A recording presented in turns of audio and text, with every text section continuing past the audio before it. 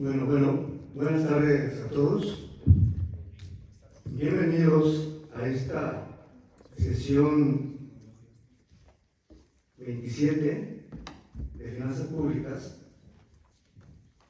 Nos acompaña en esta ocasión para dictarnos una conferencia magistral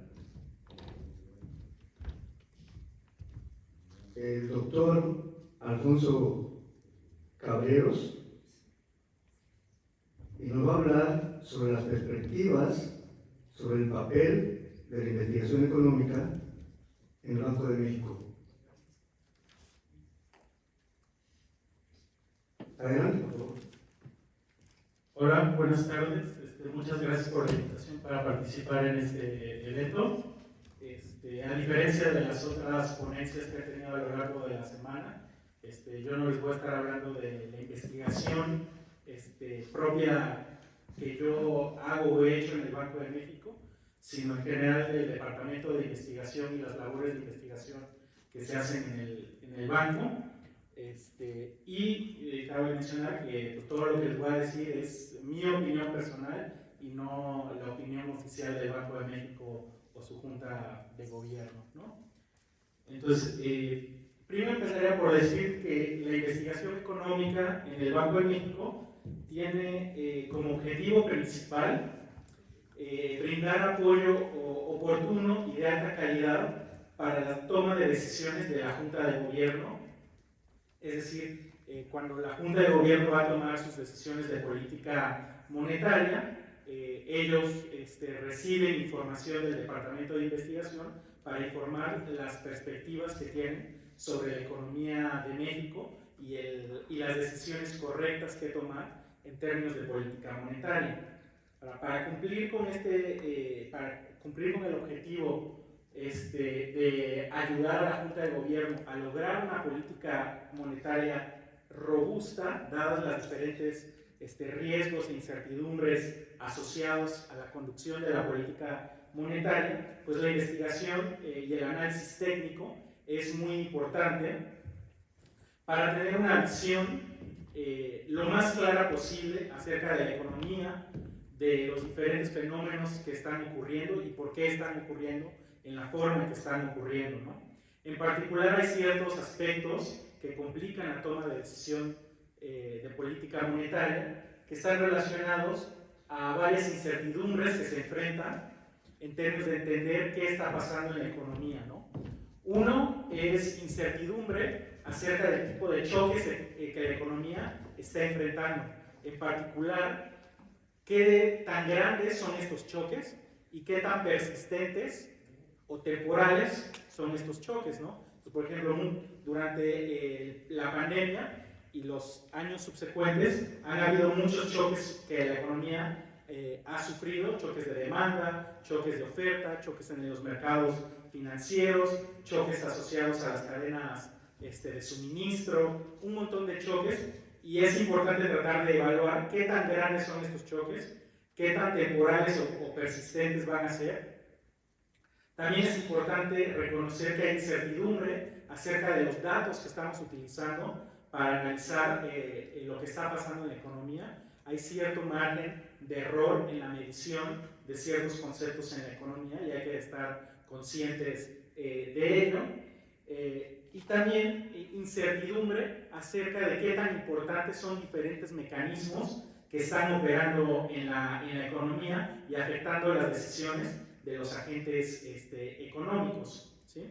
Entonces, esto solo es un ejemplo de tipo de incertidumbres que se enfrentan a la hora de tomar decisiones, y el análisis económico es importante para tratar de precisar lo que sabemos acerca de estos temas y lo que no sabemos, ¿no? Entonces, en este sentido, la investigación económica dentro del Banco de México permite a la Junta de Gobierno tener una visión bastante informada de lo que está pasando en la economía mexicana en su conjunto, en su totalidad, en los diferentes aspectos de lo que es la economía mexicana, sus mercados laborales, su comercio exterior, sus mercados financieros, etc. Todo esto con el objetivo de que las decisiones de la Junta de Gobierno sean congruentes con la consecución de los objetivos que se están planteando, ¿no? Y bueno, como muchos sabrán, el objetivo prioritario del Banco de México es preservar el poder adquisitivo de la moneda nacional, es decir, mantener una inflación baja y estable. Y es importante que la toma de decisión de la Junta de Gobierno sea congruente con este objetivo, y la forma de lograr esto es teniendo el apoyo de un análisis técnico muy profundo y bien sustentado, tanto en los datos como en las metodologías adecuadas para abordar los temas que se están deseando analizar, ¿no? Es importante también señalar, sobre todo quizás para los que aquí están estudiando apenas economía, que el Banco de México se enfoca no solo en lo que tradicionalmente en sus clases llaman macroeconomía, sino en realidad lo que se analiza hacia dentro del Banco de México son todos los aspectos de la economía mexicana. Entonces hay análisis técnico y de investigación que está asociado a todas las grandes áreas de la economía, por ejemplo, pues la macroeconomía y política monetaria, el análisis de formación de precios en la economía, el comercio internacional, la economía laboral, el crecimiento económico, temas de desigualdad, temas de macroeconometría, temas más recientes que están cobrando importancia, como son temas de cambio climático, economía regional, urbana, espacial, etc. De forma que toda esta investigación y análisis técnico que realiza el Banco de México no solo contribuye a informar la opinión de la Junta de Gobierno y de esta forma apoyarlos en su proceso de toma de decisión, sino también que toda esta labor contribuye de forma importante a la comunidad académica del país y al debate que se está teniendo en términos pues, de la investigación que hacen aquí mismo en la Universidad de Guanajuato, en el Colegio de México, en el CIDE, en diferentes instituciones del país que todos tienen intereses en diferentes aspectos de cómo funciona la economía de México y que le investigan desde diferentes perspectivas. Pues también el Banco de México, a través de su investigación, contribuye a esta labor que es la actividad académica en nuestro país.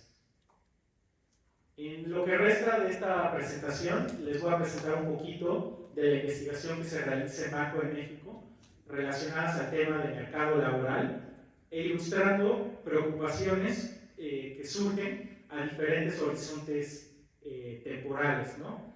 Para ilustrar que el Banco de México no solo se preocupa por el análisis de la coyuntura económica, sino también por fenómenos de más mediano y largo plazo de lo que está pasando en la economía de México, que a su vez muchas veces son útiles para entender con mayor profundidad la coyuntura en sí mismo, ¿no?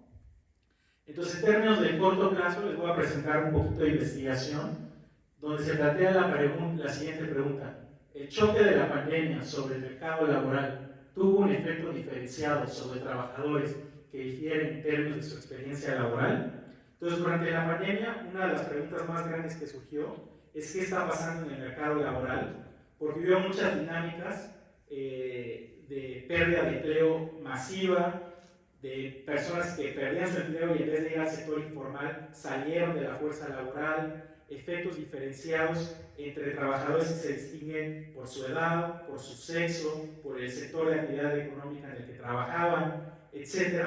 Entonces era importante saber exactamente cómo estaban operando los choques de la pandemia sobre el mercado laboral, cómo estaban afectando las decisiones de participación laboral, las decisiones de empleo, los salarios, un montón de cosas. Y esto, bueno, es una pregunta acotada dentro de un montón de preguntas que surgieron durante la pandemia. Ya más de mediano plazo, por mediano plazo nos referimos como abstraer un poco de la coyuntura que estamos viviendo actualmente y pregúntate un poco más de cómo en general está funcionando la economía de México. Y una pregunta que surge en términos del mercado laboral, por ejemplo, es ¿cuál es el impacto de las transiciones hacia y desde el empleo formal sobre la dinámica de ingresos laborales de los trabajadores mexicanos? Es decir, los trabajadores mexicanos no siempre tienen un trabajo formal. A veces tienen un trabajo formal, a veces no lo tienen. Y el estarse moviendo entre trabajo formal y trabajo no formal o fuera del trabajo formal qué implicaciones tiene para la dinámica salarial que tienen estos trabajadores, ¿no? Porque pues esos ingresos laborales son una parte importante del bienestar que pueden recibir estos trabajadores en términos de su poder adquisitivo o de la forma en que pueden ahorrar para financiar inversiones propias en estudios, en sus hogares, en diferentes aspectos. Entonces la dinámica de los salarios es importante, y aquí una pregunta es, bueno, dado que sabemos que en México hay la dualidad del mercado laboral entre formal e informal, ¿qué pasa cuando estos trabajadores se están moviendo entre un segmento del mercado laboral y otro? Y eso qué le hace a sus salarios. Y ya pensando más en el largo plazo, una pregunta que abordamos hace años pero que ha retomado cierto vigor en el último año es cuántos y qué tipo de trabajadores son más vulnerables a las amenazas de lo que se conoce como el desempleo tecnológico. Es decir, que la adopción de ciertas tecnologías en la economía haga que el trabajo de ciertas personas sea obsoleto. En realidad estamos aquí hablando de tecnologías de inteligencia artificial, robots industriales, etcétera, que pueden sustituir por las labores que actualmente hacen ciertos trabajadores. Pues ¿qué impacto podría tener esto sobre el mercado laboral de México?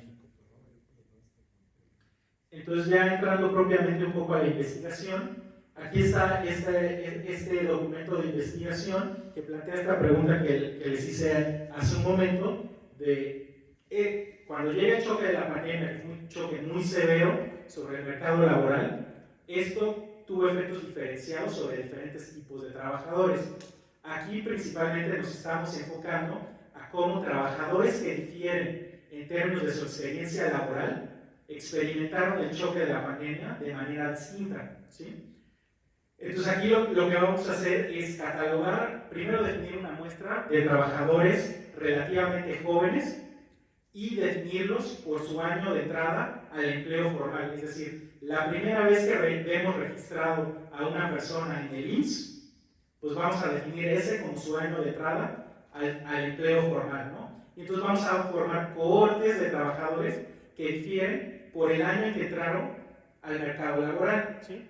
Entonces aquí en la primera gráfica lo que estamos haciendo es ver entre principios de 2019 y principios de 2021 cuántos trabajadores de cada cohorte habían registrados en un empleo formal en cada mes de ese lapso de tiempo, ¿sí?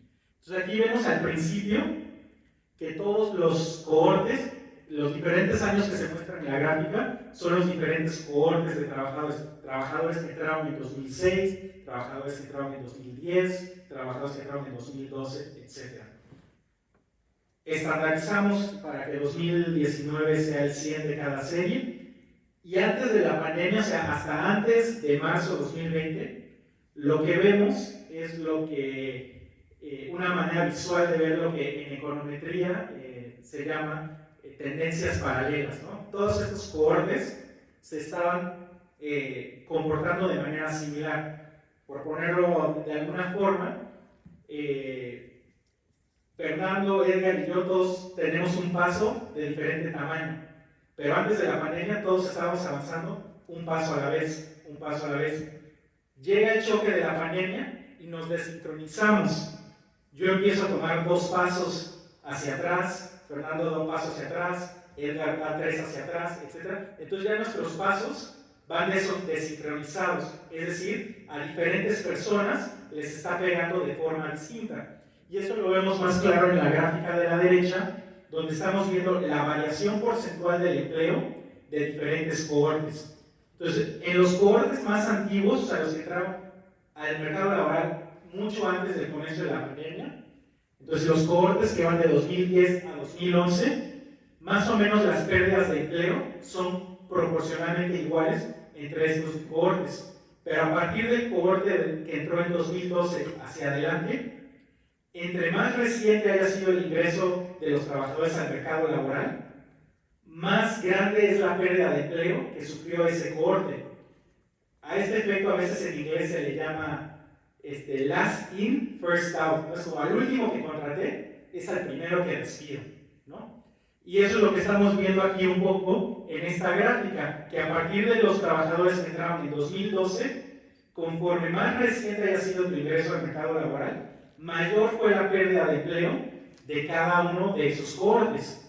Ahora, estas gráficas son puramente estadísticas descriptivas, ¿no? Entonces, el análisis econométrico lo que nos permitiría hacer es, controlando por otros factores que podrían también estar asociados con estos patrones, qué tanto realmente son diferencias en la experiencia laboral lo que están explicando estas diferencias. Y ya el análisis econométrico es lo que nos permite hacer una identificación un poco más precisa de esos efectos, ¿no?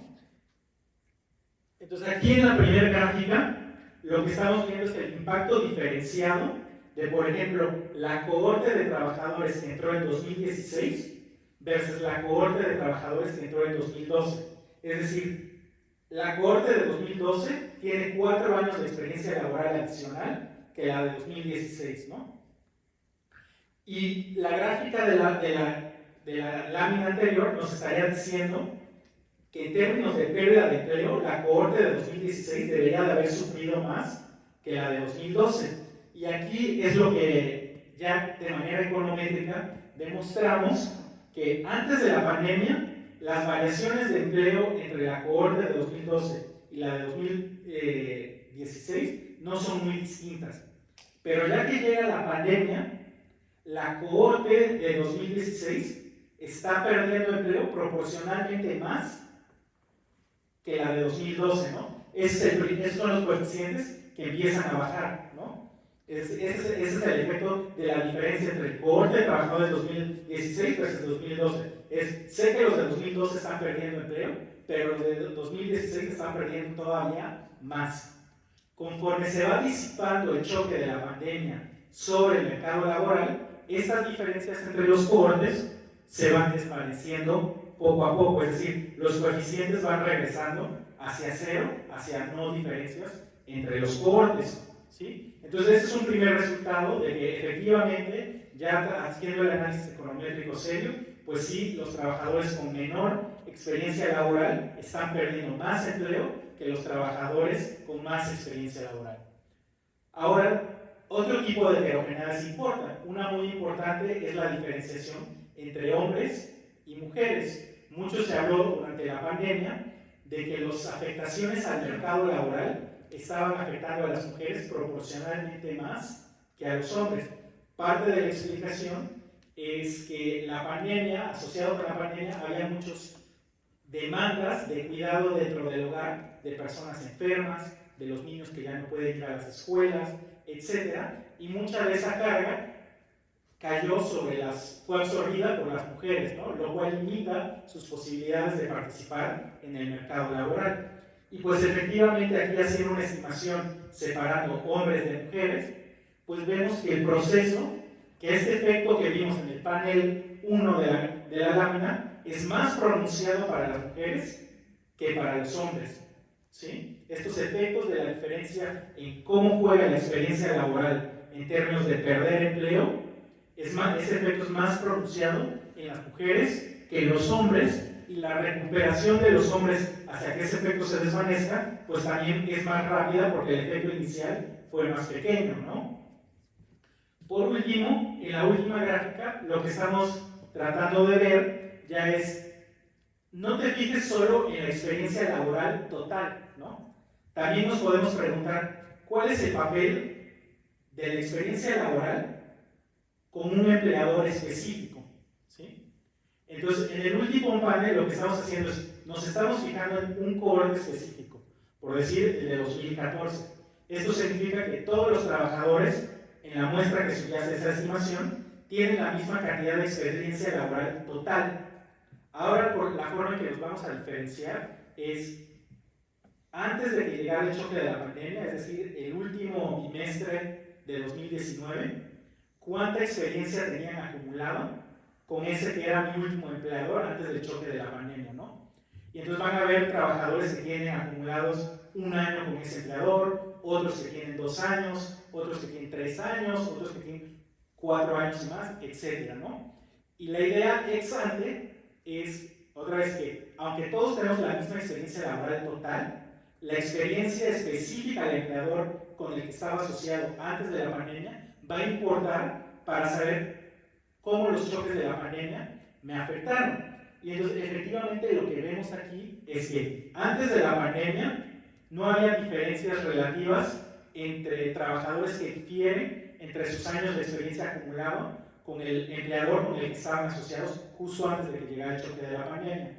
Pero ya que llega el choque, ¿quiénes son los que reciben el golpe más fuerte?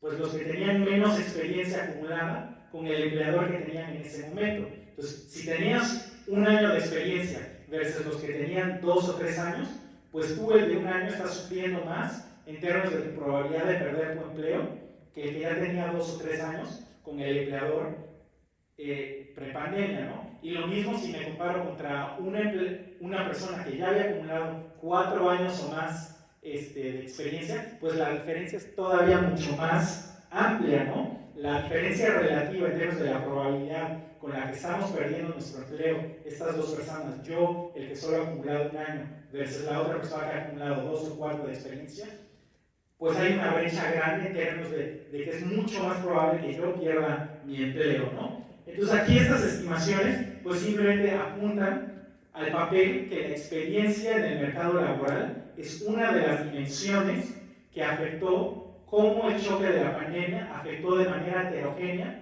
a distintos trabajadores, ¿no? También hay otros estudios que se enfocan en otras diferencias, por ejemplo, el sector en el que estabas empleado antes de la pandemia, porque hay choques, hay sectores que estaban más expuestos a los choques de mercado laboral de la pandemia, por ejemplo, sectores que son muy intensivos en interacciones cara a cara, pues todos esos sectores cerraron, ¿no? Y pues, el choque en términos de pérdida de empleo es muy distinto a sectores que se les permitió seguir operando, ¿no? Entonces, bueno, este simplemente es un trabajo de investigación que surgió a raíz de las necesidades de preguntas que surgieron durante la pandemia en términos de entender qué está pasando durante este periodo y en particular una razón por la que muchas de este análisis era importante en términos del mercado laboral era para saber no solo cómo el choque de la pandemia está afectando a los trabajadores hoy mismo, sino si podemos de alguna manera visualizar si este choque de la pandemia sus efectos se van a desvanecer gradualmente o de alguna manera sus efectos van a ser muy persistentes sobre el mercado laboral, ¿no? Entonces, hasta ahorita a grandes rasgos, diferentes investigaciones apuntan que la pandemia en realidad no ha tenido muchos efectos que se consideren de permanentes sobre el mercado laboral, porque en muchas dimensiones el mercado laboral se ha recuperado, pero este tipo de ejercicios nos ayudan a profundizar nuestro entendimiento de exactamente qué está pasando y también informar nuestra opinión de qué podría llegar a pasar hacia adelante, si este choque se va a deshacer o no. Ahora, esta otra investigación que se publicó justo el año pasado, parte de la investigación plantea esta pregunta de cuál es el impacto de las transiciones hacia y desde el empleo formal sobre la dinámica de ingresos laborales de los trabajadores en México. Entonces, el punto de partida es la observación de que una de las características más distintivas del mercado laboral mexicano respecto a, por ejemplo, lo que pasa en países más avanzados, es que en México hay mucha informalidad en el mercado laboral, ¿sí? Entonces, por ejemplo, en el periodo entre 2005 y 2019, que es el periodo que se analiza en este trabajo de investigación, la tasa trimestral de informalidad se ubicó entre 56 y 60%. Eso significa que más de la mitad del mercado laboral de México labora bajo la informalidad, ¿no? Entonces, es muy preeminente eso. Otro dato que nos ayuda a entender un poco qué tan extenso es la informalidad o qué tan prominente es en la vida del trabajador promedio en México, es que creando una submuestra particular de los trabajadores del IMSS y analizando qué pasa en esa submuestra de trabajadores, vemos que solo 8.8% de esos trabajadores mantuvieron permanentemente un trabajo del IMSS, es decir, durante el periodo 2005-2019, solo 8.8% de los trabajadores de la muestra construida del IMSS estuvo permanentemente afiliado a un trabajo del IMSS, es decir, a un trabajo formal. Esto significa que hay muchísimos trabajadores que están entrando y saliendo de la formalidad. A veces tienen un trabajo formal, a veces no lo tienen.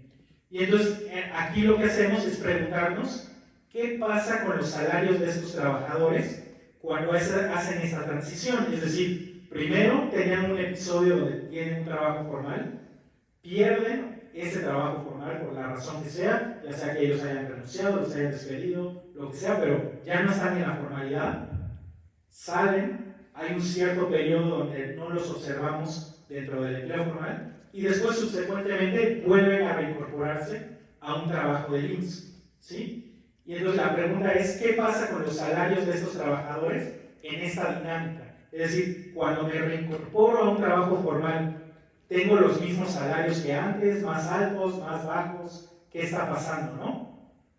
Porque esto nos ayuda a dimensionar cierto aspecto del costo de la informalidad, ¿sí? Si, por ejemplo, entre mi primer episodio de trabajo formal y mi segundo episodio de trabajo formal, mis salarios bajan, significa que el haber salido de la informalidad me costó, ¿no? Porque cuando me reincorporo al trabajo formal, no solo estoy perdiendo los ingresos que perdí durante el tiempo que estuve fuera de la formalidad, sino que al reincorporarme tengo salarios más bajos, ¿no? Y precisamente eso es lo que se quiere analizar en este trabajo. Entonces se hace un estudio tipo evento en los que se considera una ventana de tiempo 3 años antes de la salida del empleo formal y 3 años después del regreso al empleo formal, ¿no? Entonces el periodo 0 va a representar el último año del primer episodio de empleo formal.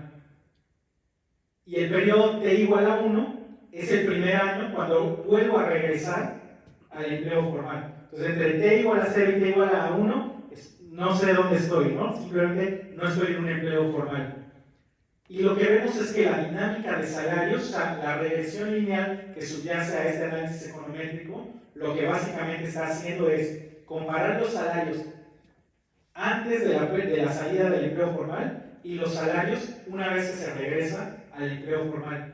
Y en esta comparación, lo que se ve es que en el primer año de mi regreso al empleo formal, mis salarios son más bajos que los que percibía antes, ¿sí? Entonces hay una penalización de alrededor de 15%, es decir, el hecho de haber estado fuera del empleo formal, una vez que regreso, me cuesta que mis salarios de arranque van a ser 15% más bajos en promedio de lo que eran antes.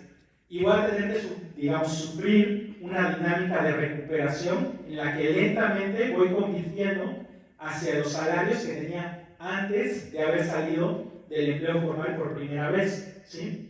Y una cosa que también es interesante aquí es que esa dinámica de recuperación salarial es más rápida para las mujeres que para los hombres, ¿sí? Entonces, ambos reciben un penalti inicial de más o menos alrededor de una pérdida de 15% de su salario respecto al último salario que ganaron antes de haber salido de la formalidad. Y en el trayecto hacia recuperar sus salarios presalida, la dinámica de las mujeres es más rápida que la de los hombres, ¿sí?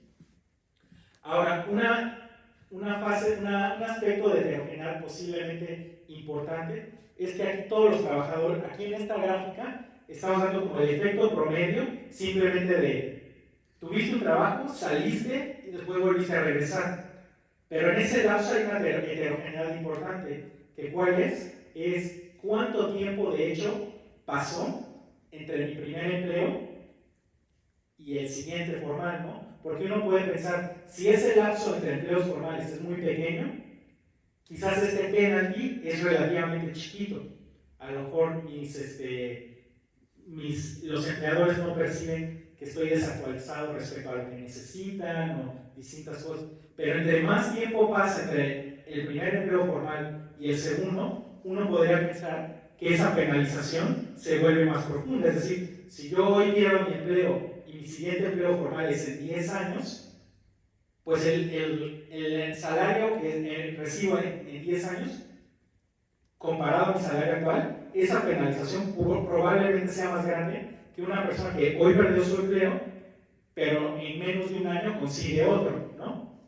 Entonces, esa heterogeneidad la vemos aquí en esta estimación, donde los diferentes puntos dentro de cada trama lo que representan son diferentes duraciones fuera del empleo formal. Es decir, personas que solo estuvieron entre un episodio de empleo formal y otro episodio de empleo formal estuvieron un año, otros estuvieron 2 años, otros estuvieron 3 años, etc. Y el hecho de que estos puntos van hacia abajo dentro de cada trama, pues está señalando precisamente esto, de que la penalización que observamos en la lámina anterior es más profunda entre más tiempo pasa entre un episodio de empleo formal y un segundo episodio de empleo formal, ¿sí?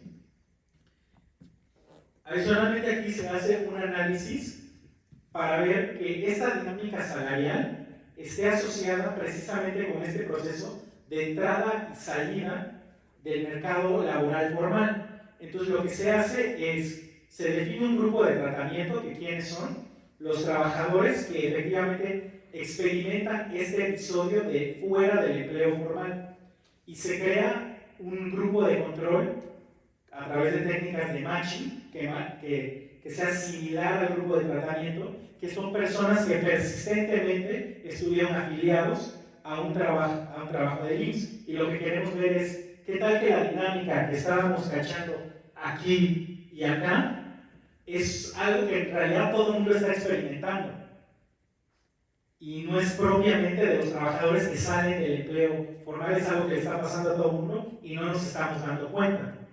Entonces, esta prueba estadística lo que está buscando es ver eso y ver ese renglón de arriba del grupo de control, pues muestra como coeficientes que son muy estables, que precisamente lo que nos está diciendo es, estas personas su dinámica salarial no tiene esta misma dinámica que estábamos viendo del grupo de tratamiento, que es antes una vez que llega el evento de salida del empleo formal, caen mis salarios una vez que regreso, ¿no?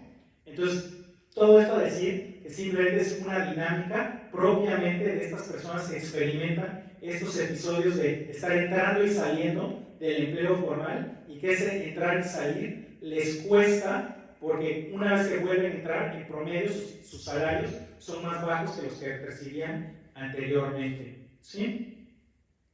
Y por último me muevo a esta pregunta, que es una pregunta de más largo plazo, que es ¿cuánto y qué tipo de trabajadores son más vulnerables a las amenazas del desempleo tecnológico? Es decir, que la adopción de ciertas tecnologías me haga a mí y a mi trabajo de alguna manera obsoleto, ¿sí?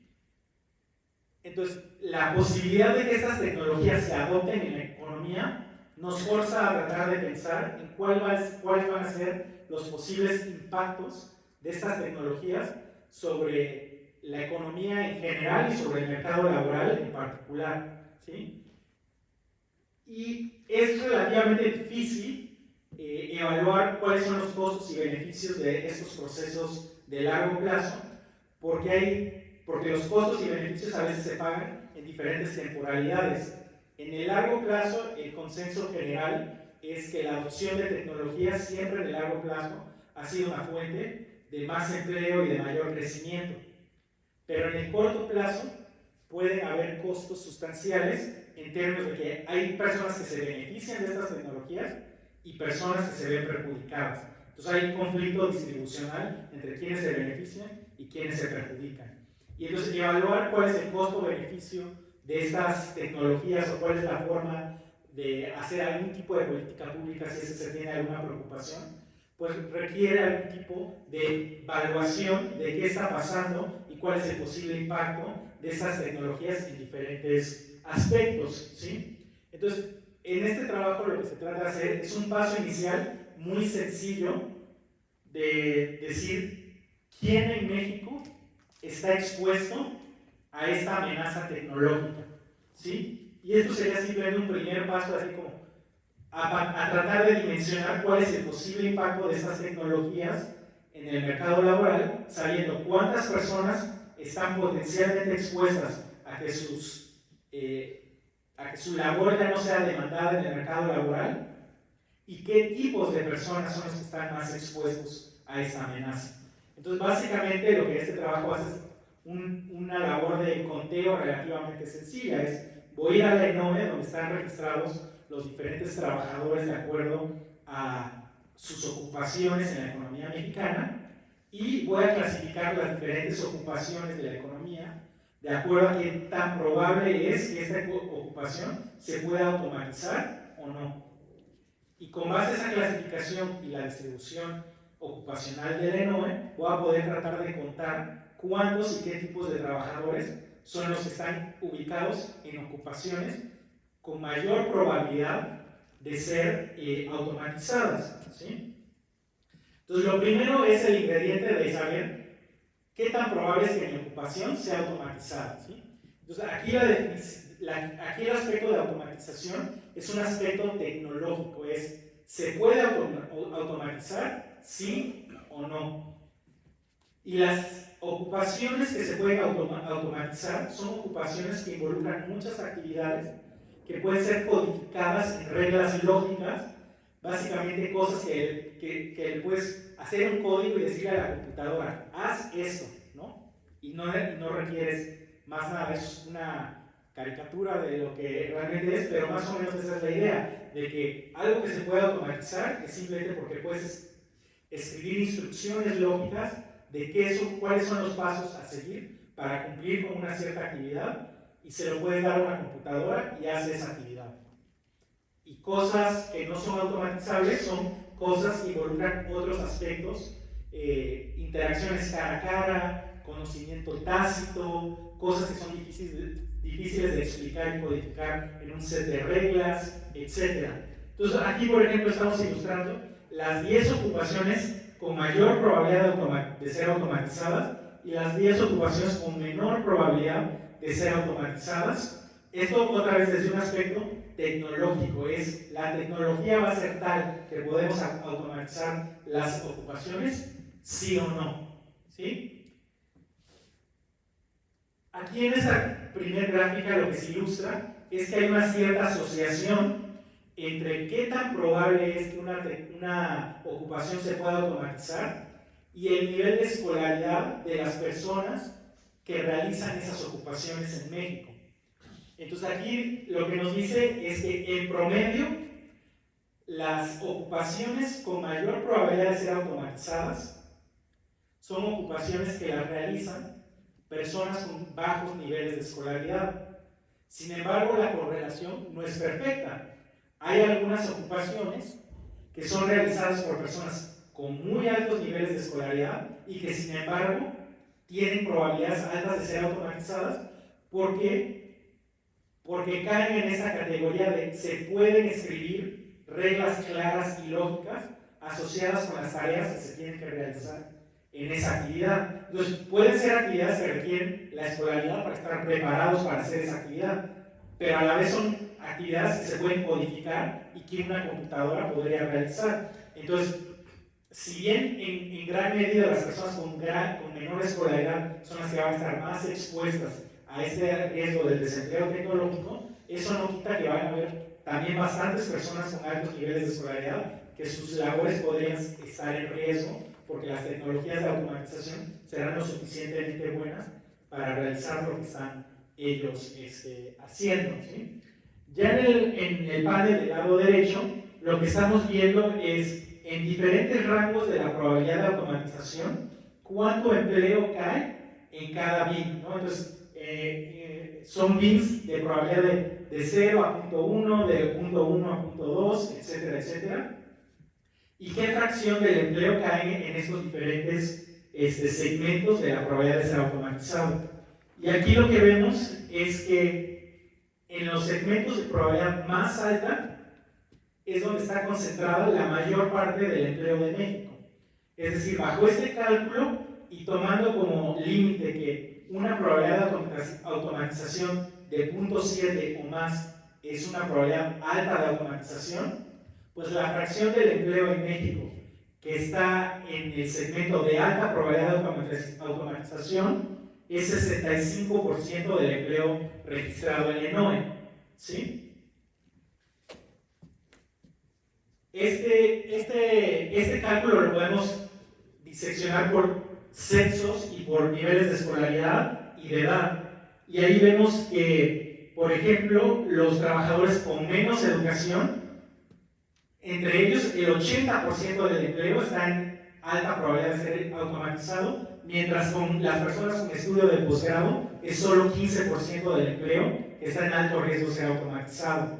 O entre los trabajadores más jóvenes hay muchas más altas probabilidades, están en ocupaciones con probabilidades más altas de ser automatizado. Entonces, en general, los trabajadores más jóvenes y con menor nivel de educación son los que están siendo más expuestos a estos riesgos del desempleo tecnológico.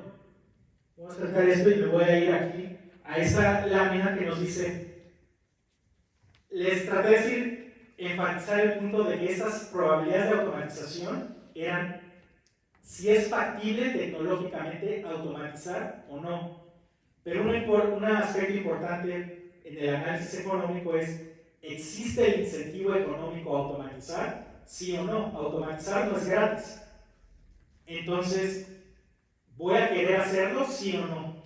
Y entonces aquí hacemos de manera muy sencilla algunos refinamientos del cálculo para tratar de reflejar ciertos aspectos que pueden ser potencialmente importantes en la decisión de automatizar o no. Entonces, primero que nada, de ese 65% que les mencioné inicialmente, decimos lo siguiente. El empleo informal en México es mucho empleo, pero por las características del empleo informal, quizás es poco probable que en ese tipo de empleo se adopten tecnologías de automatización, porque no tienen acceso al sistema financiero que les permite invertir en estas tecnologías, porque no tienen el capital humano para adoptar estas tecnologías, porque de todas maneras alguien la tiene que integrar al lugar de trabajo, etc. Entonces, como punto inicial decimos, imagínate que en el sector informal hay cero automatización. Toda la automatización se concentra en el sector formal. Si hacemos eso, eso ya nos reduce que en vez de que 65% del empleo de México esté en alto riesgo de ser automatizado, pues ya solo es 29%. El siguiente punto es, bueno, aún concentrándonos en el sector informal, no significa que todo el empleo que puedes automatizar lo vas a automatizar. De todas maneras, sigue habiendo un incentivo económico de lo quiero hacer o no lo quiero hacer. Entonces, en ese sentido, lo que definimos es una ocupación es de muy alto riesgo de ser automatizada si su posibilidad tecnológica de automatizarla es alta y además es una ocupación que captura una fracción importante de la masa salarial en México. Esto lo usamos como proxy de decir, ¿sabes qué? Aquí es donde existe el incentivo de ahorrar costos laborales porque esas ocupaciones me salen caras.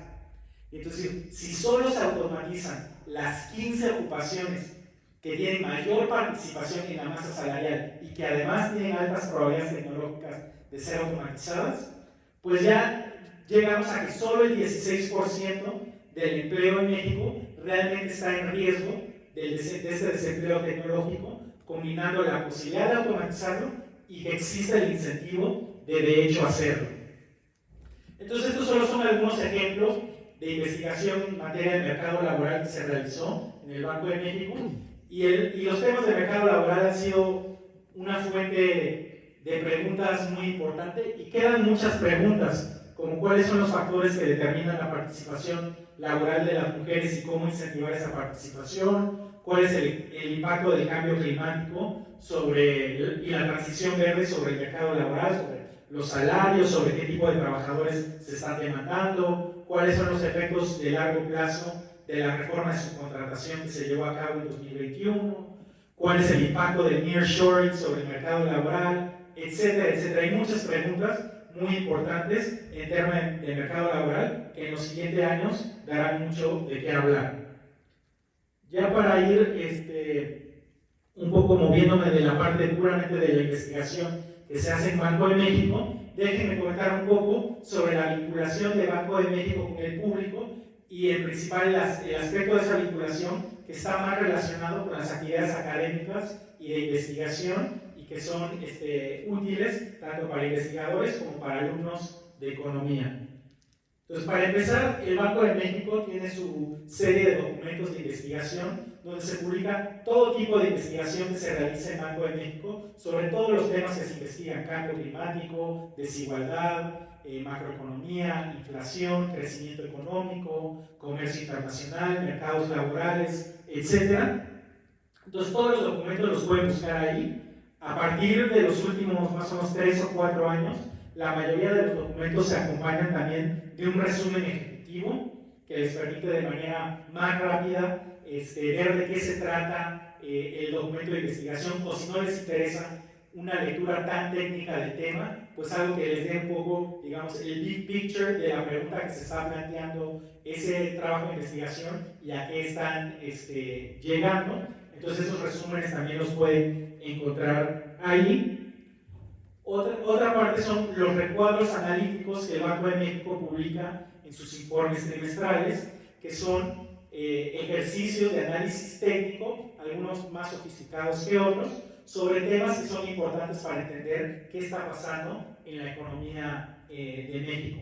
También cubriendo un ámbito muy grande de temas como mercado laboral, crecimiento económico, el impacto de Estados Unidos sobre la economía de México, los determinantes de la formación de precios en la economía de México, etc.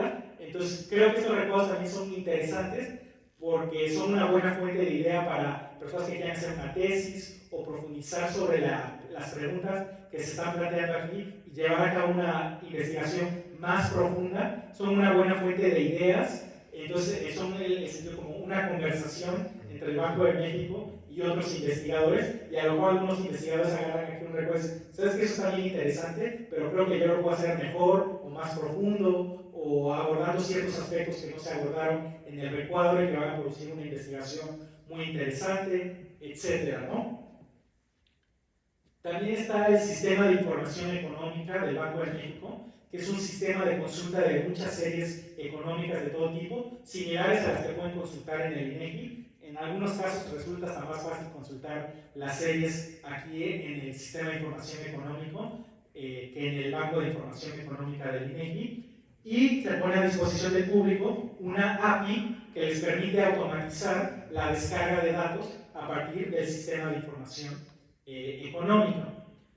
¿Sí? También hay otras fuentes de datos dentro del mismo Sistema de Información Económica que les ayudan con visualizaciones rápidas de ciertos temas que pueden ser de interés. Entonces, por ejemplo, uno muy importante es el Cubo de Información de Comercio Exterior, que les permite entender cómo se está comportando el comercio exterior de México de manera muy rápida, haciendo ciertas visualizaciones en el cubo. Entonces, por ejemplo, aquí pueden consultar las exportaciones e importaciones de México desagregadas por los países destinos a donde va la exportación o el país de origen de la importación y los productos que se están comerciando, ¿sí? También pueden ver estructuras de participación de quiénes son nuestros principales socios comerciales por el lado de a quién le vendemos y a quiénes compramos. Entonces, todo esto ya está automatizado en el cubo de información para que puedan visualizar de manera rápida ciertos aspectos del comercio internacional de México, ¿sí? También existen las encuestas que recaba el Banco de México, que ofrecen información importante en algunos aspectos de la economía de México. Una muy utilizada es la encuesta sobre las expectativas de los especialistas del sector privado, y en particular aquí, directo en la página del Banco de México, pueden consultar los microdatos de esa encuesta. Entonces pueden ver de forma anonimizada qué están contestando los diferentes personas que contestan esta encuesta para hacer el tipo de estudios que quieran hacer. Si siempre hay analistas que son muy buenos para pronosticar la inflación, si son los mismos que son buenos para pronosticar el PIB, si los pronósticos de todos estos pronosticadores son mejores que otros pronósticos a los que tienen acceso, etc. Y todo esto está en la página del Banco de México a disposición del público. Por último, también hay una aplicación para su celular que se llama BM al Día, donde fácilmente en su celular pueden consultar indicadores económicos, documentos de investigación, etc. Entonces hay un montón de esfuerzos que el Banco de México hace para poner a disposición del público las labores que se hacen en el Departamento de Investigación, pues para beneficio de la comunidad académica en México.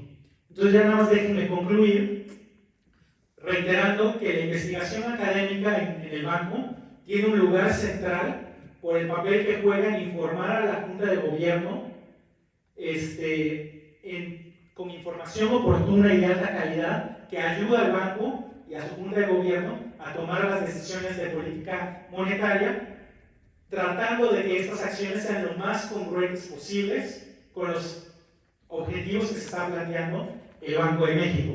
Y para poder tener esto, es necesario contar con una visión amplia de lo que está pasando en la economía y conocer a la economía de México en todos sus aspectos, en términos de qué está pasando en el mercado laboral en cuestiones de género, en términos de crecimiento económico, en términos de la conexión de nuestros mercados laborales con nuestros mercados financieros con los del resto del mundo. En todos los aspectos es importante conocer qué está pasando para tomar las mejores decisiones posibles. Y ya para terminar, simplemente los dejo con algunas preguntas abiertas que son potencialmente importantes hacia adelante. Entonces, por ejemplo, ¿cuál será el impacto del nearshoring sobre la productividad agregada en México y sobre la participación de México en las cadenas de valor a nivel regional y global? ¿Cuáles son las políticas más efectivas para promover la incorporación de las mujeres en el mercado laboral? ¿O cuál es el impacto sobre el crecimiento y desarrollo económico de proyectos de infraestructura como el proyecto del corredor interoceánico del Istmo de Tehuantepec? ¿O cuál es el efecto de las condiciones que se ven en el mercado laboral sobre el proceso de formación de precios en la economía? Y por último, ¿cuál será el impacto de las tecnologías de inteligencia artificial sobre el mercado laboral y sobre la capacidad productiva de la economía? ¿Cuáles van a ser los sectores que adoptan estas tecnologías y a qué ritmo lo hacen?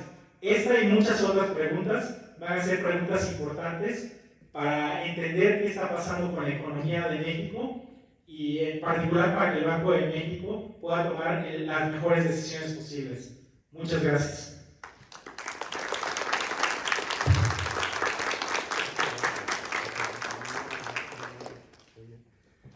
Muy bien, muchas gracias al doctor Cabreros. Ahora, algunas preguntas que ustedes quieran hacer, algunos comentarios al trabajo del doctor Cabreros. Adelante, por favor.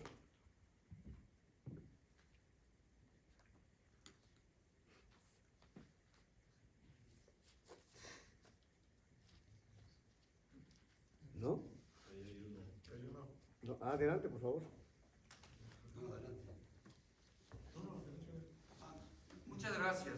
Sí. Pues, Julio, perdón, Julio. Si me quisiera Adelante. concentrar en el primer punto Sí. que nos hizo favor de plantear. Usted mencionó la importancia de las políticas públicas que tendrían su sustento en estos trabajos. Y con relación a los primeros salientes y últimos entrantes, considero pues, que debe haber alguna hipótesis o algún supuesto que fundamente este hecho y cuál sería el causal, pues en el propósito de encontrar algún remedio, o al menos algún abatimiento, por una parte, es decir, ¿a qué se debe? Y por otra parte, pues creo que es fundamental ver si es un patrón semejante, por ejemplo, para Estados Unidos e incluso para Canadá. Sí, ¿Cómo ha aterrizado esto? Porque aparentemente nada más se quedó en una investigación. Y pues cómo se diferenciaría de un trabajo meramente académico, que es lo que normalmente hacemos en las universidades. Gracias. Bueno, diría dos cosas. Bueno, por un lado, el mecanismo que se está planteando en la investigación es precisamente la experiencia laboral que tienen los trabajadores como la razón por la cual están experimentando pérdidas de empleo diferenciadas de los trabajadores que tienen menos experiencia laboral. Es decir, implícitamente hay quizás un supuesto de que la experiencia laboral permite una cierta acumulación de capital humano relevante para las actividades laborales. En particular, aquí se trata de enfatizar ese punto de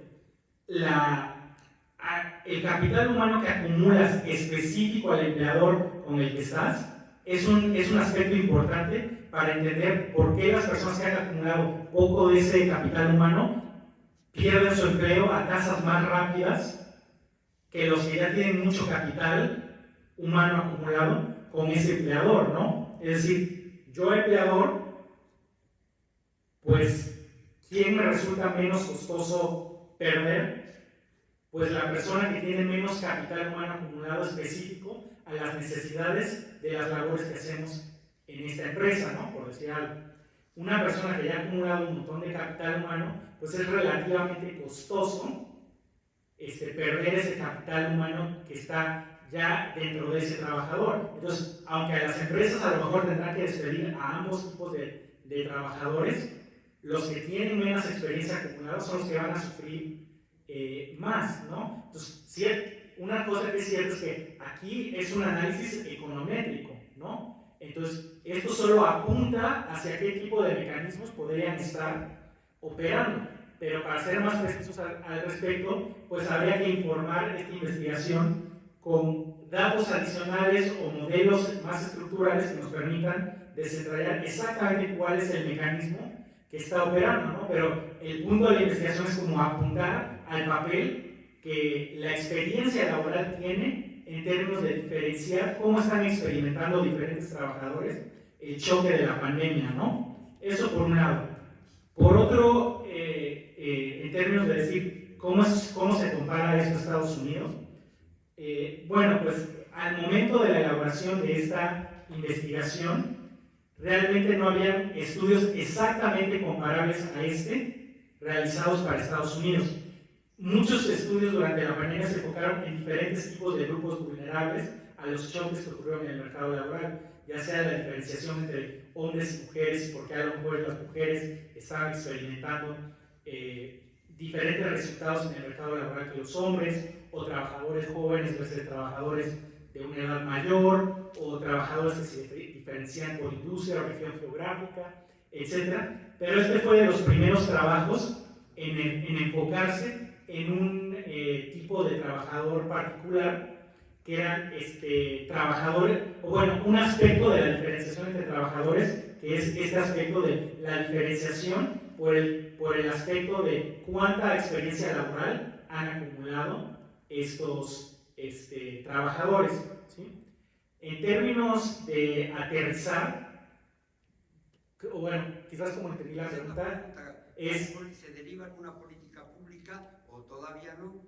No, a eso voy. Se entendía la pregunta, es como, este es el estudio, pero la política pública no es responsabilidad del Departamento de Investigación de Banco de México. Nosotros no formulamos políticas públicas, eso lo hacen los hacedores de política. Entonces, como decía, estas investigaciones contribuyen al debate académico de nuestro país y a informar la situación, y a otras personas que sí formulan política de mercado laboral, pues podrán consultar este tipo de investigaciones y decidir si esto los ayuda a informar su perspectiva sobre decisiones de políticas que se estén considerando para implementar en el mercado laboral, ¿no? Pero bueno, número uno, el Banco de México no formula ningún tipo de política pública en materia de mercado laboral. El Departamento de Investigación tampoco formula política ni da recomendaciones de política a los hacedores de política del Banco de México. Simplemente se les presenta la investigación en un aspecto académico, objetivo, digamos, de esto es lo que estamos encontrando. Y ya ellos, con base a esa información, pues informan o no su perspectiva de lo que está pasando en la economía, y en el caso de la Junta de Gobierno, pues deciden si esta información les resulta en alguna dimensión relevante para tomar sus decisiones de política monetaria o no, pero digamos, el departamento de investigación, pues, como es una investigación académica con una, digamos, objetivo, digamos, de ser objetiva, perdón la redundancia, pero con el deseo de que a mayor conocimiento de estas cosas, esto ayude a las personas que de verdad están formulando política pública a informar sus decisiones, ¿no? Digamos, quizás no es la respuesta que esperaba, pero es realmente lo que ocurre, ¿no? Nosotros no formulamos política, tratamos de hacer un análisis objetivo de la misma forma en que ustedes en la comunidad académica tratan de plantear una pregunta y analizarla de forma objetiva. A veces de esa pregunta se puede generar una discusión de política o de cómo puede informar política, pero no se hace una recomendación de política porque pues ni siquiera está en el ámbito de operación del Banco de México formular políticas específicamente a este tipo de cosas, ¿no? Pues ya estaría más otras dependencias del gobierno que pueden consultar nuestra investigación, de la misma forma que nosotros consultamos la investigación que otras dependencias del gobierno hacen para informar nuestra perspectiva de la economía de México, ¿no? Gracias. ¿Alguna pregunta más? ¿Algún comentario que quieran hacer? Adelante, por favor. Gabriel. Yo tengo un comentario de, digamos, esto que está saliendo aquí es como, bueno, es la tendencia que hay, ¿no? La realidad opera así durante la pandemia, vino esta bajada, pero yo creo que la posibilidad de interpretar estos datos es múltiple. Aunque yo no comparto esa idea de capital humano, no me gusta el término, que los trabajadores no tienen capital. Pero bueno, asumiendo que existe capital humano y estas cosas, que es básicamente la educación.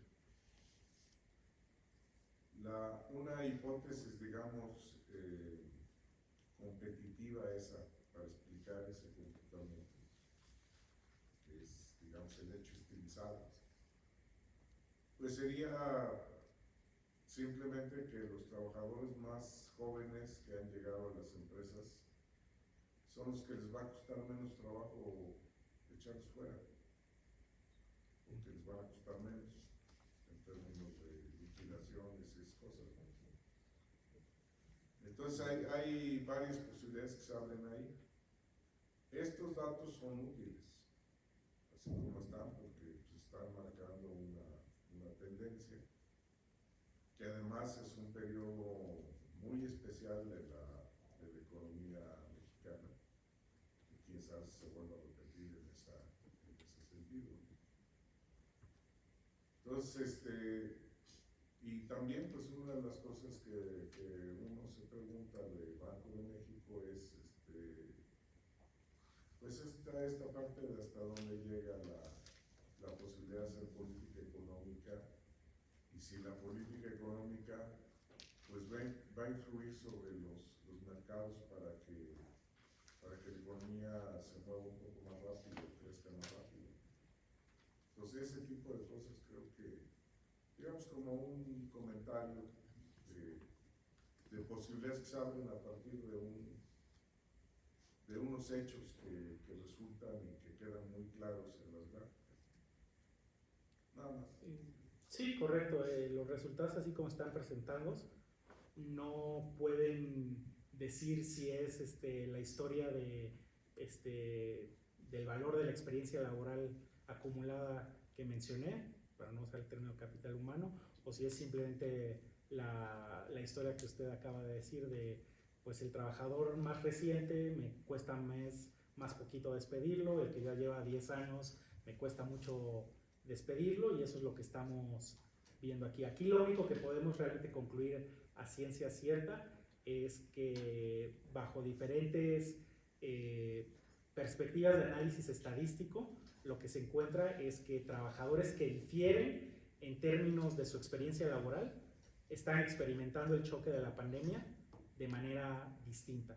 Ya exactamente las razones que de verdad sean, pues eso es pues materia posible de otras investigaciones que tengan acceso a otras fuentes de datos complementarias, etcétera, ¿no? Aquí no se puede hacer una conclusión a ciencia cierta de si es una u otra, ¿no?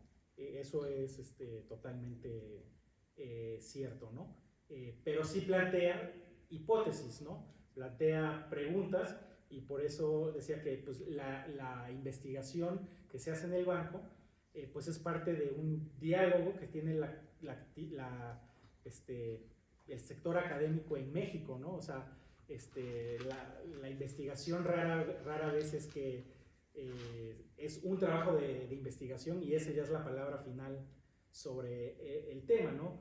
Con un trabajo de investigación surgen nuevas preguntas y pues como decía, algunos de ustedes pueden decir como, pues ya vi esto, me resultó interesante y de esto que estoy viendo me surgen nuevas preguntas y son materia de mayor investigación y de esa manera hay un diálogo, ¿no? Entonces aquí hago un enunciado y viene el enunciado de respuesta de otros investigadores de, fíjate que en el patrón que acabas de encontrar, pues yo lo que creo que está pasando es esto y la razón por la que creo que está pasando este mecanismo y no el otro es por estas cosas que veo en los datos, ¿no? Entonces, pues es un parte del diálogo académico que ocurre en cualquier país que se va construyendo de manera conjunta entre las diferentes instituciones del país y la labor académica de todos los investigadores, ¿no? Al final del día creo que los investigadores de esta universidad y de las demás universidades que participaron en este coloquio tienen los mismos objetivos, que de forma general pues, es entender a la economía de México y qué está pasando, y en ese mejor entendimiento de la economía de México estar posibilitados a informar a las personas que realmente toman decisiones de política económica para que tomen las mejores decisiones posibles, o por lo menos que tengan acceso a esa información. Si no la quieren usar, pues nosotros qué podemos hacer, ¿no? Nosotros como investigadores, pues lo mejor que podemos hacer es brindarles la mejor información y el mejor análisis técnico que podemos para tratarnos de acercar lo más posible a, entre comillas, la verdad, y poner a disposición de estas personas esta información y que ojalá informe su proceso de toma de decisión, ¿no? Pero pues como decía, pues en nuestro mayor impacto sobre la toma de decisiones nada más presentando todo este tipo de trabajo a la Junta de Gobierno. Pues este trabajo se presenta a la Junta de Gobierno, ellos son conscientes de que existe y se les presenta, quizás en mayor o menor detalle del que yo comenté en esta presentación, para que estén conscientes de estas cosas, y otra vez ya, ¿qué hacen ellos con esa información? Pues ya eso es decisión de ellos, ¿no? Pero de acuerdo con los puntos que señaló. Sí. Gracias. Una pregunta. Adelante. Se habló hace un ratito de que era más fácil despedir a gente que tenía menos experiencia. Y también se dijo que sufrieron más las mujeres que los hombres. ¿Hay alguna relación entre despedir a una mujer y despedir a un hombre? Por el hecho de que se despidieron más a las mujeres que a los hombres. Es una pregunta que se me surgió a raíz de lo que ustedes estuvieron diciendo. Sí, es una buena pregunta. Yo no desconozco en materia laboral si hay una distinción entre la facilidad para despedir a una mujer versus un hombre. Pensaría que la ley no discrimina en ese aspecto. También una parte importante de esto es nosotros solo sabemos que hay, por decir, menos personas empleadas, menos mujeres, menos hombres, lo que sea. No sabemos la razón por la cual no están empleados, ¿no? Algunos puede ser que la empresa te despidió, algunas personas pueden ser que voluntariamente dejaron su empleo por distintas razones, ¿no? Pueden ser personas que en sus hogares había niños pequeños o adultos mayores que requerían cuidados, o personas que tenían miedo de ser contagiados en el lugar de trabajo y que, dado que el lugar de trabajo no tenía posibilidades de trabajar de manera remota, pues tuvieron que tomar la difícil decisión entre me quedo trabajando pero me expongo al contagio, o pierdo mi trabajo pero me quedo en mi casa protegido. Entonces hay muchas razones por las cuales las personas no podrían no estar empleadas, y aquí simplemente estamos viendo las diferencias entre cuántas personas permanecen o no afiliadas a trabajos del IMSS, pero no las razones por las cuales salieron en primer lugar de esos trabajos afiliados al IMSS. Y sobre todo en las fases iniciales de la pandemia, pues pueden haber muchas razones por las cuales, principalmente las que acabo de comentar, entre algunas otras, ¿no? Muchas gracias. También hay otras que es medio un desempleo forzado, ¿no? O sea, el gobierno forzó que ciertas actividades cerraran, ¿no? Entonces, pues ahí, pues esos trabajos afiliados del IMSS, pues simplemente dejan de existir porque el lugar de trabajo no puede operar, ¿no? Entonces no es cuestión ni del empleador, quizás, ni del que el empleador no quiera producir, ni que de los empleados no quieran trabajar o nada de eso. Es simplemente el gobierno no me está permitiendo operar como parte de las medidas para tratar de controlar los contagios, que pues en las fases iniciales eran muy preocupantes, ¿no? Porque pues habían muchas personas que se estaban enfermando con mucha gravedad, y pues esas fueron algunas de las acciones que el gobierno decidió adoptar, ¿no? Pero es una buena pregunta, si la ley de alguna manera discrimina entre las posibilidades de despedir a una mujer versus a un hombre, y si eso es un factor en estos patrones que se ven en la gráfica que está en la pantalla. Nos quedan aún entre 15 20 minutos para sus preguntas, sus intervenciones. Si alguien quiere hacerlo, adelante. Yo creo que para este último punto, Adelante. no sé si en los datos esté en qué sector se estaba elaborando, pero como el impacto de la pandemia ha sido diferente por sectores, donde impactó la pandemia sobre todo ha sido sector servicios, tipo restauración, demás, es bastante probable que tengas una segregación de género diferente en esos sectores, y eso justamente generará que hubiera más mujeres que perdieran el puesto de empleo. Lo que no sé es si los datos tienen ese tipo de desagregación que te permita decir en qué sectores se encontraban estas personas que perdieron el trabajo. Sí, los datos del IMSS permiten identificar el sector de empleo de los trabajadores, por lo menos bajo la clasificación sectorial del IMSS. Ciertamente la composición sectorial del empleo de hombres y mujeres es distinto, y eso puede ser un factor detrás de por qué el efecto es más pronunciado entre las mujeres versus los hombres. Algo que sí puedo decir que el estudio realizó es tratar de hacer un análisis de heterogeneidad entre sectores para ver si, por ejemplo, el patrón promedio que se está viendo en el primer panel es simplemente reflejo de algo que está pasando en un sector en particular, y lo que se encuentra es que en realidad ese patrón está pasando en todos los sectores, simplemente a diferentes grados de profundidad. Entonces, los sectores que son más intensivos en interacciones cara a cara están viendo un patrón similar a ese, pero mucho más profundo que otros sectores, aunque esos otros sectores también están viendo este mismo patrón, ¿no? Pero obviamente sí hay heterogeneidad sectorial, y el estudio en su versión completa aborda algunas de estas heterogeneidades que yo no presenté aquí por pues limitaciones de tiempo, pero dentro de las posibilidades que los datos del IMSS permiten, el estudio trata de abordar todas las razones por las cuales podríamos estar preocupados de si ese efecto que estamos identificando es como real o no, o es respuesta a otra cosa, ¿no? Realmente no es un tema de esta historia que les dije, es que los trabajadores difieren en términos de su experiencia laboral, es otra razón la que está explicando esto, y bajo las diferentes análisis que realiza el trabajo, pues en todos los casos se concluye que no, que este tema de las diferenciaciones de experiencia laboral acumulada están jugando un papel en qué tan profundamente resienten los trabajadores el choque de la pandemia. Pero sí es una buena observación.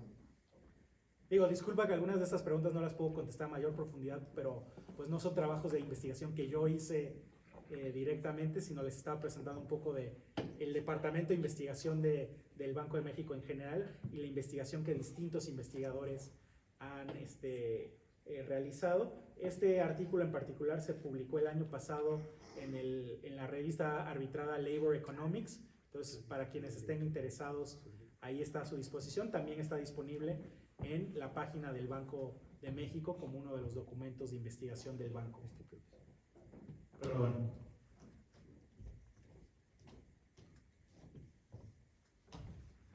Adelante con sus preguntas, por favor. Sus comentarios. Adelante.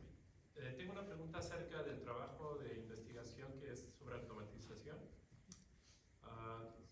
En el cálculo del 16%, si no mal recuerdo, de que potencialmente se podría perder de empleo, ¿consideraron de alguna forma, no lo sé, los efectos de, por ejemplo, de equilibrio general en el siguiente sentido? Es decir, que cuando, por ejemplo, algunas ocupaciones se pueden automatizar, como bien nos comentabas, a lo mejor la adopción, o mejor dicho, la aceptación por el lado de la demanda no es completa. De la demanda me refiero, por ejemplo, a ciertos servicios. Como consumidor, pensemos, a lo mejor yo deseo consumir un capuchino preparado por un barista, ¿no? Y entonces he visto en internet, por poner una intuición básica, que hay ahora una máquina que te hace el capuchino perfecto, ¿no? Era la publicidad un poco. Pero a lo mejor yo como consumidor digo, no, a mí me gustaría tener el trato personal. Sí. Y entonces a lo mejor algunas ocupaciones, no sé qué porcentaje o si es todo, a pesar de que pueden ser automatizadas al 100%, pues a lo mejor no hay una adopción porque del lado de los consumidores no van a demandar, digamos, un servicio de este tipo. Entonces, con esa intuición básica, no sé si ustedes contemplan en su análisis este potencial freno a lo mejor a la automatización, por decirlo de alguna forma.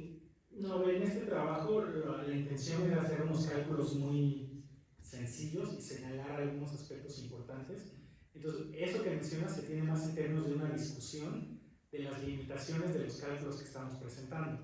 Precisamente que son cálculos muy, pues como lo que se conoce back of the envelope, ¿no? O sea, muy sencillos, tratando de ilustrar algunos puntos que consideramos potencialmente importantes, pero que tenían varias limitaciones, una de las cuales es este punto que mencionas de que hay efectos de equilibrio general importante en términos de que a la par de que se dan la adopción de la tecnología, los precios en la economía, en particular el salario o los salarios, se van a ajustar a estos procesos, ¿no? Entonces los salarios que se ven hoy no son necesariamente los salarios vigentes una vez que se empiezan a adoptar estas tecnologías, porque los cambios en la oferta relativa de distintos tipos de mano de obra y la demanda relativa de distintos de mano de obra está cambiando ante la adopción de estas tecnologías y eso tiene efectos de equilibrio general. Entonces en el documento de investigación simplemente señalamos esta discusión y la importancia de tomar en cuenta estos efectos, pero no son en sí cosas que tomamos aquí. Y también señalamos que para hacer este cálculo del 16%, en realidad desearías tener información mucho más fina acerca de cuál es la estructura de costos de las empresas y cuáles son los costos por unidad de eficiencia de mano de obra de las empresas, en términos de entender cuáles son los incentivos reales a adoptar estas tecnologías, además de que también habría que tener información de cuáles son los costos que enfrentan las empresas o las fricciones que enfrentan las empresas para adoptar estas tecnologías, ¿no? Aquí simplemente quisimos hacer algo muy burdo, decir como queremos reconocer que hay una parte de incentivos económicos a adoptar la automatización, no simplemente porque sea tecnológicamente factible, lo vas a hacer, ¿no? Y entonces simplemente para hacer un cálculo sencillo dijimos, bueno, dentro de las ocupaciones que son de muy alta probabilidad de ser automatizadas, que son como alrededor creo de 43, fijémonos qué tanto captura de la masa salarial de la economía cada una de estas ocupaciones.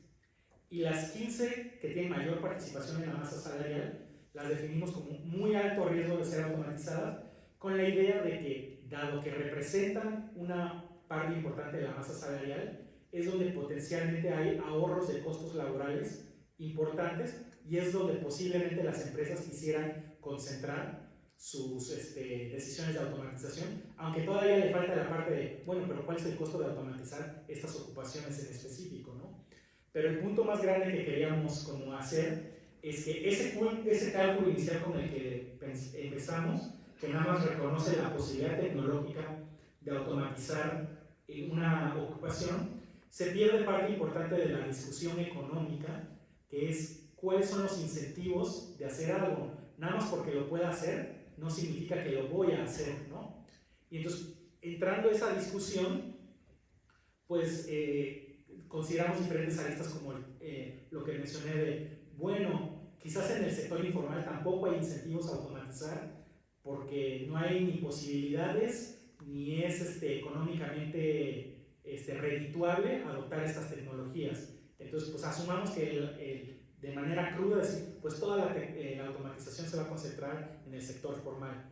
Y después pero en el documento tenemos un poco la discusión de este tipo de consideraciones, ¿no? Incluyendo una que no se menciona aquí, pero que, por ejemplo, en países como Estados Unidos, estimar cuál va a ser los trabajadores que están más expuestos a la automatización, tiene ahí un matiz sutil con también cuáles son los trabajadores cuyas labores puedo enviar a otros países. No necesariamente automatizar, es simplemente que en vez de que las realice un americano, las va a realizar un mexicano, ¿no? Entonces la empresa en Estados Unidos está decidiendo como qué actividades las realiza un trabajador americano, qué actividades las realiza un trabajador mexicano, qué actividades las realiza una computadora o un robot, ¿no?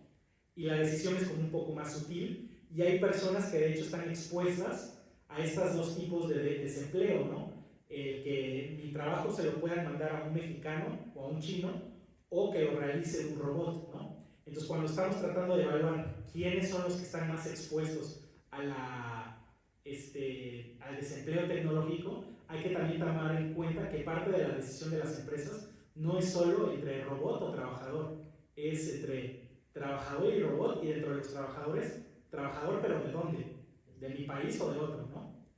Entonces, en el documento nos queremos enfocar en cálculos sencillos con un poco de la discusión sustancial de qué sería importante para hacer valoraciones más precisas de exactamente cómo la adopción de esta tecnología podría afectar al mercado laboral. Por ejemplo, algo que en el momento del estudio no teníamos datos suficientemente buenos, pero que quizás ahora o en unos años haya mejores datos, es hasta qué punto los trabajadores mexicanos, los estudiantes que están aquí, están internalizando que en el futuro se pueden automatizar ciertas ocupaciones. Y entonces que hoy día están decidiendo qué estudiar, viendo hacia adelante qué se va a automatizar y qué no, ¿no? Porque uno podría pensar que un margen de respuesta de la economía es que los trabajadores y los trabajadores del futuro están internalizando estos riesgos y desde hoy están respondiendo con mayor acumulación de años de escolaridad, estudiando diferentes cosas que los van a poner en posición de trabajar en cosas que son menos automatizables, etc. Esa es una parte que considerábamos muy interesante, pero que en el momento del estudio los datos que teníamos no nos estaban... Algo apuntaba en esa dirección, pero no era suficientemente claro de que en realidad estuviera pasando, ¿no? Y también hay una conversación acerca de las probabilidades que usamos aquí de automatización. Otra vez son estas probabilidades disque tecnológicas de automatizar. Al pensar en esta pregunta de los trabajadores de hoy están internalizando qué puede pasar mañana, sus probabilidades subjetivas de la probabilidad de automatización, pues son eso, subjetivas, ¿no? Y podrían reflejar si en realidad piensan que las empresas lo van a hacer o no. Porque ellos también entienden, o sea, uno podría pensar, ¿por qué en Estados Unidos los boletos de la lotería los vende una maquinita y aquí en México a veces en los semáforos hay alguien que me vende el boleto, ¿no? Porque eso no está automatizado. Pues, bueno, pues es que a lo mejor los costos son distintos, ¿no? Entonces, una vez que existiera la posibilidad de automatizarlo, no significa que lo vamos a hacer, y las probabilidades subjetivas de los trabajadores podrían estar incorporando la perspectiva que tienen acerca de, aunque esto se pudiera hacer tecnológicamente, no creo que nadie lo quiera hacer, ¿no? Eso ya es una especulación, pero es algo que podría estar pasando detrás de estas decisiones de formación escolar, o podría no estar pasando, podría ser que los trabajadores mexicanos no lo ven realmente como una amenaza creíble como para estar modificando sus acciones actuales en miras de lo que podría pasar hacia el futuro. Pero creo que es una pregunta bastante interesante ver hasta qué grado las decisiones de educarse y en qué educarse podrían estar respondiendo a los retos que los trabajadores van a estar enfrentando hacia adelante. Y quizás no solamente, por ejemplo, este reto de la adopción de tecnologías de información, podría ser también que los trabajadores actuales tienen perspectivas de que en el futuro los países van a adoptar políticas de desarrollo sustentable, de ser más verdes, y qué tipo de empleos se van a demandar en esa economía, y por lo tanto estar tomando decisiones de educación hoy que responden a esas necesidades, ¿no? Sería una pregunta interesante saber en qué grado está pasando o no en la economía de México, si estos jóvenes se están educando con ese tipo decidiendo en qué se educan con esas perspectivas, o si responde a algo más inmediato de lo que están viendo hoy en el mercado laboral, ¿no? Y es menos, por decirlo, forward looking. ¿Sí? Tenemos aún tiempo para una pregunta más. ¿Alguna intervención más?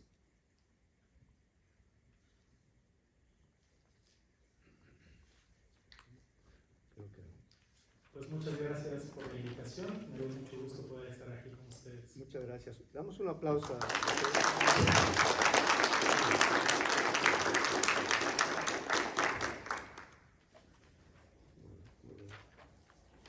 Voy a hacer entrega de su reconocimiento al doctor Alfonso Cebreros. Hace un momento dije Cabreros, me disculpo. Es Cebreros Zurita. Voy a entregar su reconocimiento. Creo. Dice Universidad de Guanajuato. La Universidad de Guanajuato otorga la presente constancia al doctor Alfonso Cebreros Zurita por su participación como ponente de una conferencia magistral, Perspectivas sobre el papel de la investigación económica en el Banco de México, en el marco del Coloquio Mexicano de Economía Matemática y Econometría, CONMEME 31, realizado del 11 al 15 de septiembre de 2023. Firma el doctor Alejandro Mociño Jasso como director del Departamento de Economía y Finanzas y un servidor como presidente del CONMEME. Muchas gracias, doctor. Muchas gracias.